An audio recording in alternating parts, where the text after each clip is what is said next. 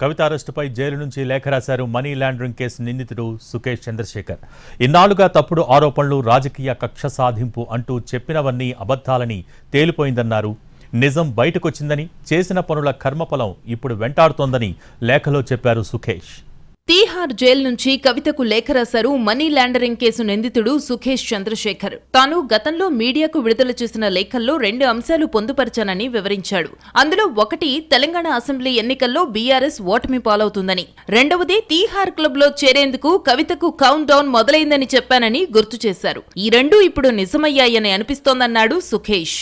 ఎన్నాళ్లు తప్పుడు ఆరోపణలు, రాజకీయ కక్ష సాధింపు అంటూ చెప్పినవన్నీ అబద్ధాలని తేలిపోయిందన్నారు సుకేష్. నిజం బయటకొచ్చిందని, చేసిన పనుల కర్మఫలం ఇప్పుడు వెంటాడుతోందని లేఖలో చెప్పారు సుకేష్. కవిత అరెస్టుతో అవినీతి పండోరా బాక్స్ ఓపెన్ అయిందన్నారు. కవితతో పాటు ఆమె అవినీతి సహాయకులు, అవినీతి రాజు అరవింద్ కేజ్రీవాల్ చేసిన అక్రమాలన్నీ బయటపడతాయని వ్యాఖ్యానించారు సుకేష్. ఎప్పటికైనా అవినీతి సూత్రధారి అరవింద్ కేజ్రీవాల్ ను కాపాడేందుకు ప్రయత్నించొద్దని సూచించారు. ఏదేమైనా ఈడీ, సిబిఐ విచారణలో భాగంగా మిమ్మల్ని త్వరలోనే ముఖాముఖి చూస్తానని లేఖలో తెలిపారు.